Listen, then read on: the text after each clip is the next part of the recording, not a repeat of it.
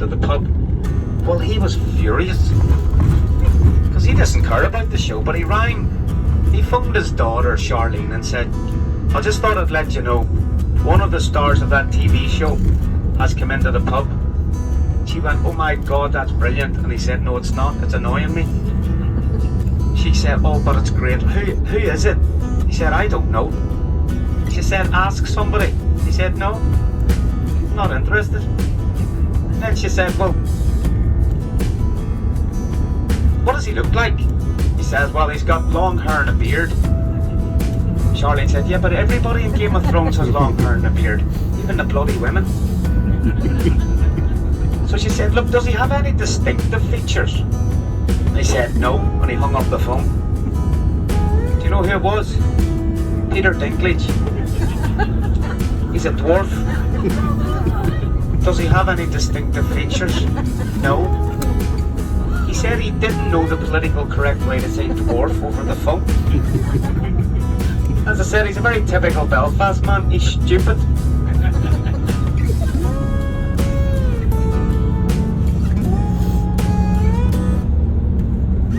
Guys, just as we come around this next bend, unfortunately I can't slow down really, there's a vehicle right behind me. Just keep your eyes on the right now. You're going to see a large plaque in cement form, just on the right now. On that memorial, you will see the years mentioned, 1846 to 1847. It's remembering all the people in this rural part of Ireland that died during the famine. It's a big part of Ireland's history. The Irish potato famine. Probably the darkest period in Ireland. During that period of 5 years, this island lost 3 million people. Over 2 million people emigrated, mainly to the United States and Canada, and over 1 million people on this island died of starvation. All because of a potato blight. But you can't say it was a famine. It wasn't a famine. Because a famine means there's no food. How could there be no food on this island? It's impossible. There was a disease on the potato crop. That is true. For 3-4 years maybe. But many rural people in Ireland relied on the potato crop for everything. As a means of paying rent. And as a means of feeding themselves. So when that crop failed, well, the results were catastrophic. Because there was no sympathy. The landlords evicted these people from their lands. They couldn't pay their rent, so they were forced out of their homes. And what they used to do when they forced them out of their homes, they burned their thatched roofs so that they couldn't come back. So these people were left destitute. And they weren't given food. They couldn't afford to buy it, so they weren't given food. But this island had plenty of food because there were ships still leaving Ireland during that period, exporting food to every part of the British Empire. Livestock and all different types of crops, so there was plenty of food. So you'll find many Irish people, especially around the western coast of Ireland, believe this famine was forced on them, forced upon them. So it was a really dark time in Ireland, the famine, or you'll find many Irish people will call it the hunger, the great hunger, rather than the famine. Now we're going to be coming into Carnlough very soon. So I'm going to be driving the bus off the main street into the car park. We'll let you off safely there. There are bathroom facilities. There's also a little convenience store right on the main street. It's called the Spar. But inside they have everything. You can get tea, coffee, ice cream. Their ice cream's beautiful, I have to say. It's not a perfect day for ice cream, but you're on your holidays. Or if you just want to take a little walk around the harbour. When you cross over facing the little Spar, the little convenience store, there's a little harbour and there are steps leading from the harbour down into the water. That's what they use. The steps is what they use for Game of Thrones, the filming location. And beside it, there's also a little boat shed. Read the story of Paddy the Pigeon. How dangerous was that? Sorry. There's a little boat shed and it tells a few little stories of the local area and the local people. And there's one, it's about Paddy the Pigeon. going to tell you any more about him, but he is the #1 citizen of Carnlough. Not Winston Churchill, not Brendan Rodgers, Paddy the Pigeon.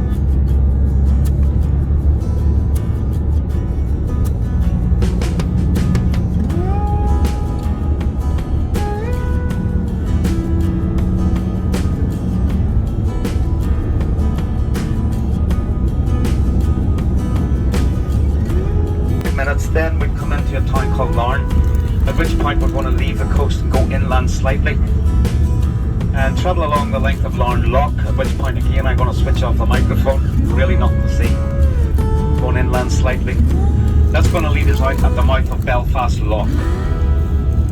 It's a lovely view out over the loch, and then it's just a straight drive back towards Belfast along the loch, the shores of the loch. But we will be stopping one last time in Carrickfergus, where there are bathroom facilities. I know there are, because they are award-winning.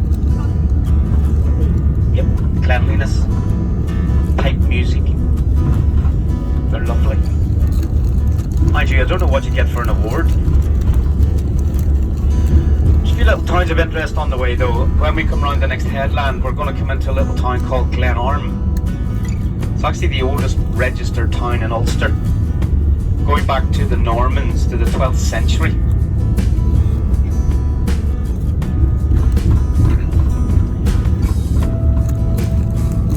But there's also a little castle in Glenarm, and this is the castle I mentioned earlier today that the MacDonald clan still live in. They still own this castle. The man who lives here is the 9th Earl of Antrim. He's also known as the Viscount of Dunluce. His name is Alexander Randall MacDonald, not Ronald MacDonald, different person. But, you know, aristocracy, but they wouldn't have any power here any longer. Now, it's not really a castle as such, it's more of a stately home. Something similar, only a lot smaller to what well, does anybody watch Downton Abbey? Oh dear God. And I'm hoping there's no man on the bus just said yeah. Come on, you must have something better to do. My wife used to make me watch it every Sunday. It's hours of my life I'll never get back. And then there's a bloody new movie out. So guess where I'll be going in the next week or two? Cinema. To watch Downton Abbey.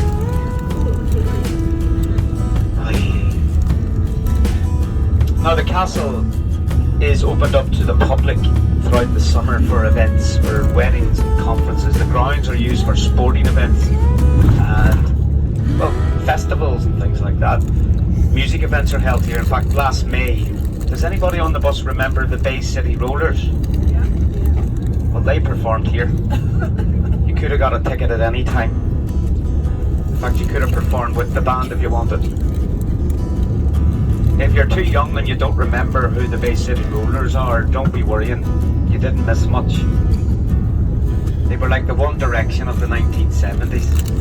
They were rubbish. Also in the grounds of this castle in the summer they held a 3-day-long Peppa Pig festival. I'd be thinking to myself, what do you do for 3 days at a Peppa Pig festival? How much bacon can you eat? Now you're going to see there's a lovely marina here, and more people, you know, tourism keeps growing at such a rate here, and more people are sailing around the British Isles. And this is a very popular stop-off point for people. See, it's a lovely little harbour and marina here, but there's not much in the way of facilities. I've heard from a local gentleman, I don't know if this is true or not, but there's a large piece of waste ground here beside the marina, and the plan is to build a glass-fronted bar restaurant, some kind of facilities for visitors.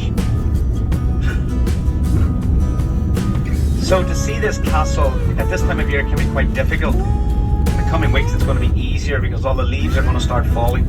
But if you look about 90 degrees to the right over the wall, right through the trees, and you can see this beautiful building.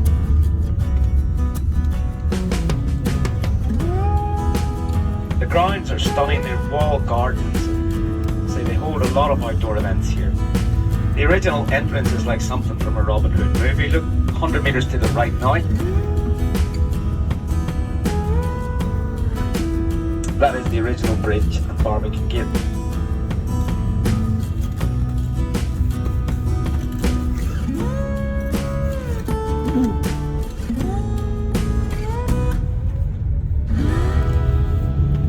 Now, just a little reference to Game of Thrones. They've never filmed it here, but coming up on the right is a little jeweller's. It's called Steenson's. They have the contract to make all. They did have the contract to make all the jewellery for Game of Thrones, just into your right here. So they made themselves quite a bit of money.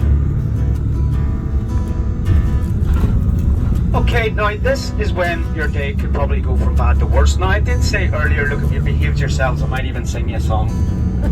I don't normally, that was only a wind-up. But then I've just been informed that we have a young girl whose birthday it is today. Laura, it's your birthday. Yes? I'm not going to ask you what age you are. So I suppose because it is a special occasion, I'm going to be forced into singing. Anybody want to hear a song? Jesus. Have you been drinking? Well, you need to start. Make it sound alright, because I'm a bloody awful singer and I don't care. Now here's the thing, I don't do requests. This isn't a karaoke bus. So don't be shouting out your favourite Irish songs. That's not happening. One song I'm not going to sing is Danny Boy. I don't like the song. And it's bloody too hard to sing. And another song I could never sing again is a song, It's a Long Way to Tipperary. And there's a reason, I'm scarred for life. You ladies and gentlemen behind me, you are from Norway. Well, it was actually about 2 years ago, I had 20 doctors from Norway on a private tour. Now, their English wasn't great, but every bloody one of them knew the words to It's a Long Way to Tipperary. And they must have sang it 30 times coming down this coast, thinking I was enjoying it. And I don't know the Norwegian for shut up. You'll have to teach me the Norwegian for shut up. So I had to just keep smiling. It really is a long way. There's only one song I could sing for you. No matter what county in Ireland you go to, every county has its own song. You'll go to Dublin, you'll hear the very famous Molly Malone. County Cork, my own lovely Lee. This is County Antrim. It's myself and Seamus's home county. Appropriately, our county song is Where You've Been Today. It is the green Glens of Antrim. So that's what you're going to hear whether you like it or not. Now, just before I sing anything, if anybody on the bus uses TripAdvisor, you don't have to mention this. You know, it's not a necessity. If you're going to mention this singing, Seamus. Let's face it, he's done nothing else today. He sat on his backside all day. You know what he said to me earlier? Hard day's work, this, isn't it? Or if you're going to mention David, just lie and say, what a beautiful voice. So we'll give it a go. Laura, this is for your birthday. This is a one-off. So I hope you're not scarred for life when you hear this.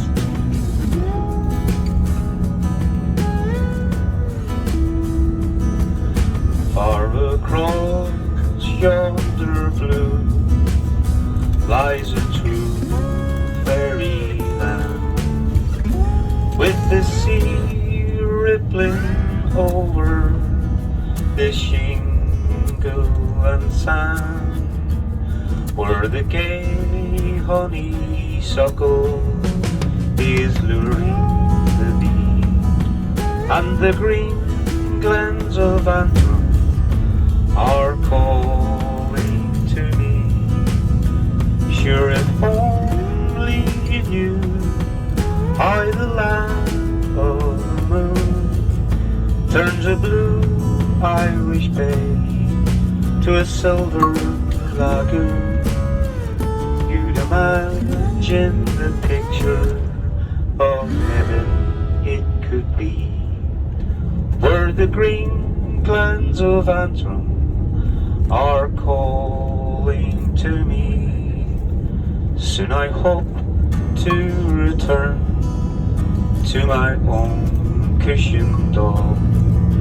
'Tis the one place for me that can outshine them all, for I know every stone, I recall every tree, where the green glens of Antrim are calling to me.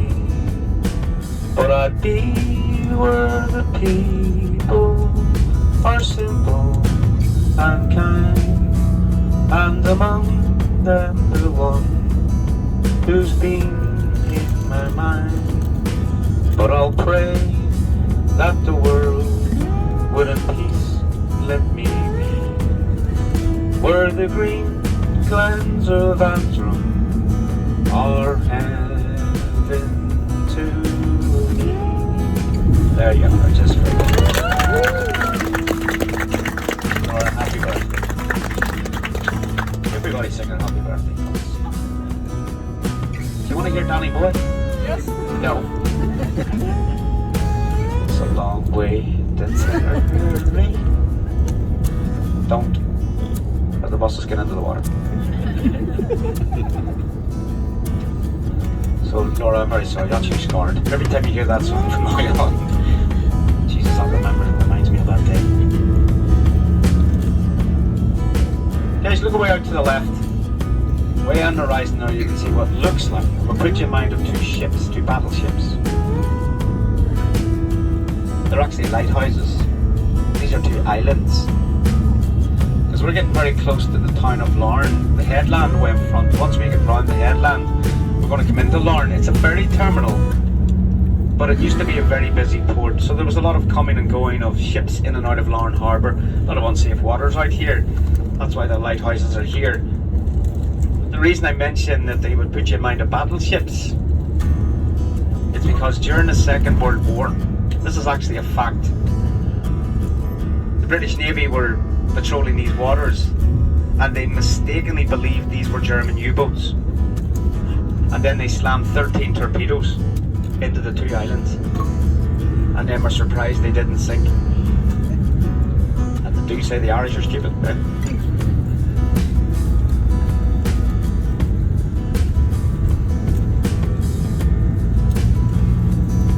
So we're going to be coming through a little village soon called Ballygally.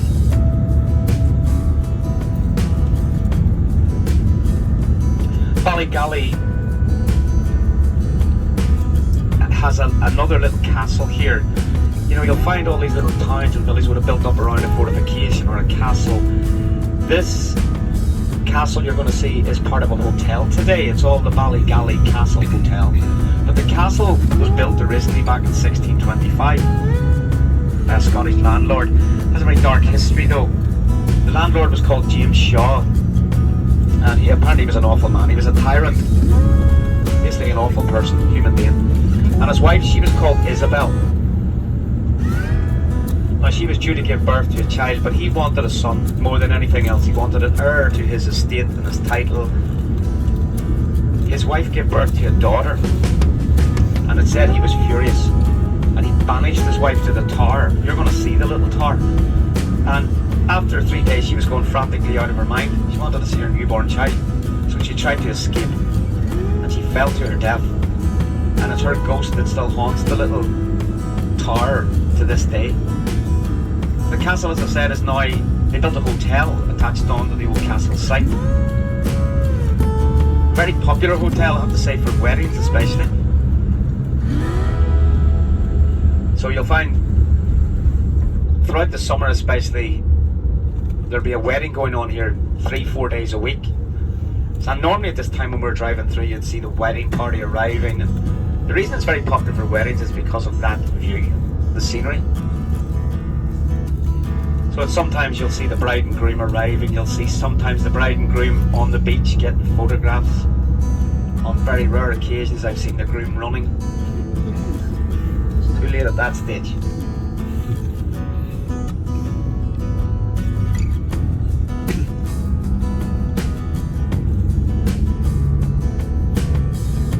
So you'll see the hotel coming in the view, and then in the background the old castle. Now it doesn't look just as old as it was 1625 because they refurbished the whole castle to fit in with the new hotel.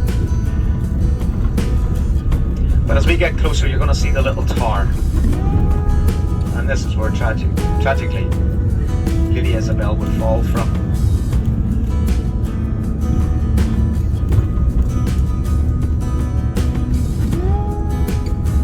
This is the hotel, and then you can just see the little tower up above us now.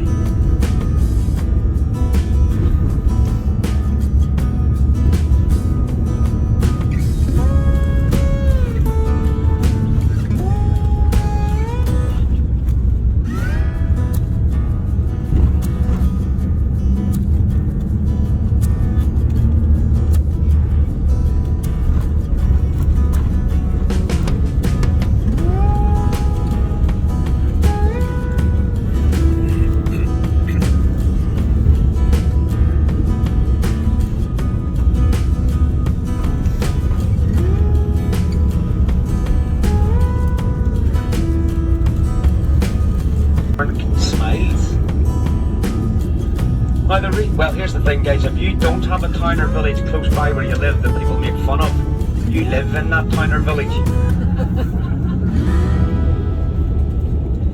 The reason Larne's always had this reputation is because this was an immigration port. The Irish word is for Larne is Larne, and thousands of immigrants left Ireland from this port. So where there was immigration, well, obviously there was depression and sadness. In fact, one of the first ever immigrant ships to leave Ireland left from this port. The ship was called Friends Goodwill. It was going to Boston, the United States, and this is way back in 1717. So that reputation has always been with Larne. It's always been a very dark and depressing town. Now, it didn't help that about 40 years ago, Larne was voted the darkest, the wettest and most depressing town in the British Isles. That didn't help. Now, it's really not that bad a place, it's just that reputation that's stuck with it. But you will be glad to hear we're not stopping. We're going to get through it as quickly as possible.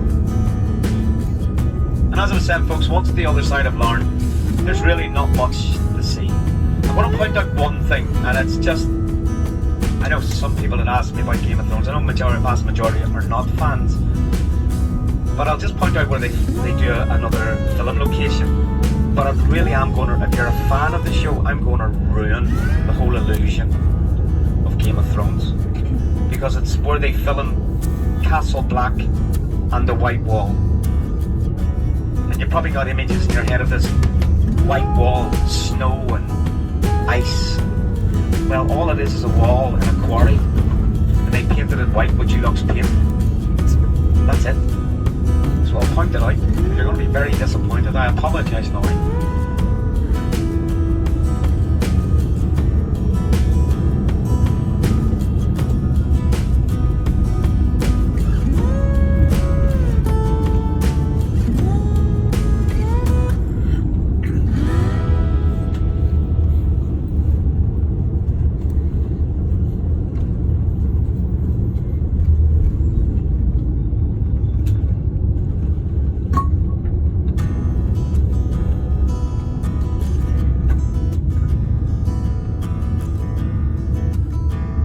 See if he gets through first.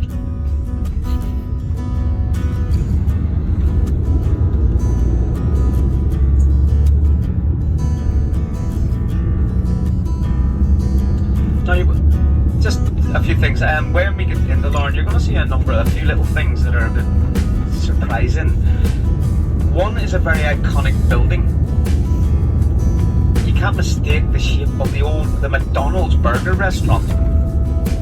That very iconic shape. but it's not a McDonald's in Larne. It's a veterinary practice. See, here's the thing, I don't know what this tells you about the people of Larne, but I don't know of too many places in the world where they opened a McDonald's and it only lasted for 3 months. They closed the doors. It was losing money. Although it might tell you the people of Larne have better taste. And also, this town Larne, the majority of people living here would be from the Unionist community, Protestant community, and I don't even like saying that anymore, but it is a fact of life. It all goes back to that time of fear and division, and so you've saw it for yourselves. In different villages they display a different flag of loyalty. The people here are British, very much so, and being British, of course, they are very loyal to the monarch, to the Queen, to the royal family. And there is a little indication of that loyalty here in Larne. It leaves you no doubt that they are loyal to the monarchy. When I say it leaves you no doubt, that's if you see it, because it is quite subtle. It's quite understated. So you need to look for it. So it's something that tells you that they're loyal to the monarchy. And if you're very clever, and you do see something, you know, shout out your answer. It's not a flag, obviously, it's something different. But if you do see something, shout out your answer.